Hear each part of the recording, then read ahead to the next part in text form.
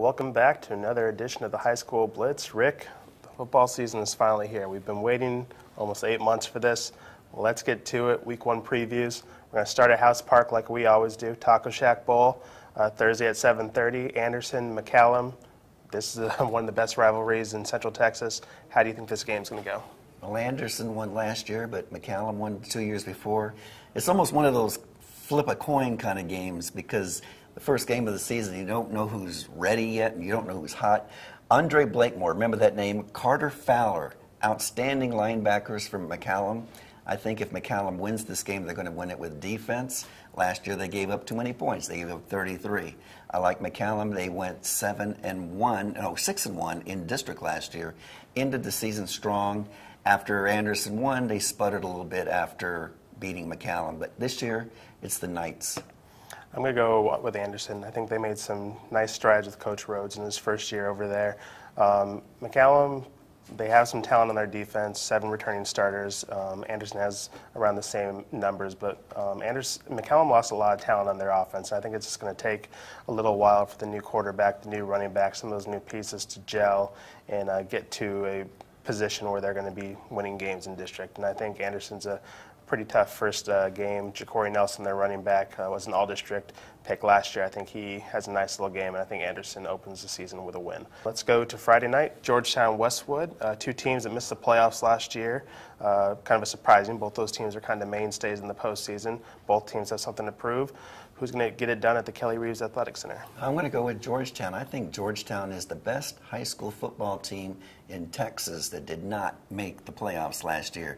It's amazing to think that you could go 7-3 and not make the playoffs when you see other teams that go 2-8 and 3-7 to make the playoffs. Jovanta Grimble, a name to remember, great wide receiver, 71 catches last year, almost 1,000 yards. He's a sure-handed guy. They've got 7 players back on an offense that was already really good.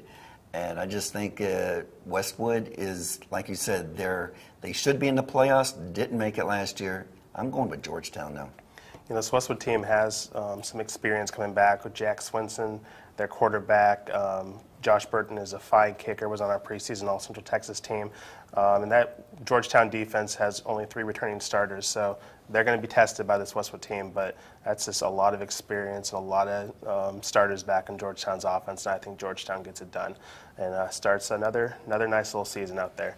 All right, let's head out to LaGrange for our next game. We got Liberty Hill, we got LaGrange. Both teams are ranked in our preseason power poll. This is Texas, stereotypical Friday night lights, a nice small town 4A football. Who's going to win this one?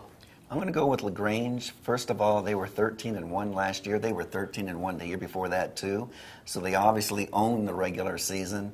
You got J.K. Dobbins coming back at running back. You wrote about him the other day. He got 2,200 yards rushing last year. When you have a bell cow like that coming back, especially in the first game of the season when the offenses aren't clicking yet, I see LaGrange getting off to a good start. Yeah, it's kind of like which 2,000-yard rusher do you like? Because Liberty Hill has one out as well in John Shannon. I'm going to go with the home team. LaGrange beat Liberty Hill last year, 24-7, and J.K. ran for 145 yards, only 5 carries because he got hurt, got some cramps, so they took him out. But he had a 33-yard touchdown on his first carry, a 99-yard touchdown on his second. So Liberty Hill fans, they only saw him on 5 carries, and I'm sure they're happy about that. They'll get a bigger dose of him on Friday night, and I think LaGrange pulls out the win, but don't worry, Liberty Hill fans. You'll be fine, just like you were last year. Jerry Vance is still coaching that team, so you know they're going to be good. That game's the game I'm going to be at on Friday. Let's talk about the game you're going to be at on Friday. You're making the trip to Waco. You're going to see Cedar Park and Aledo, Class 5A's top 2 teams. Who wins on Baylor's campus? Well, I know that Cedar Park feels like they owe everybody one because they were this close to winning the state championship last year. As you know, they lost it in the final minute. Now they got a new coach, Carl Absek. But what they don't have that is new is they got their defense is almost intact.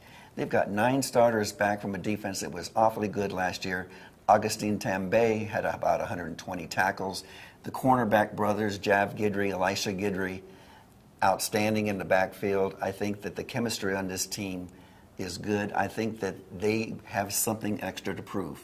I'm going to go with Cedar Park. Both offenses have something to prove this year. A lot of turnover on both offenses. Both defenses, though, return a lot of the talent. You've named some of the Cedar Park kids. Aledo has 3 kids on their team that had over 100 tackles last year. So I think it's going to be a low-scoring game, kind of like last year, which Aledo won in the final minute or so.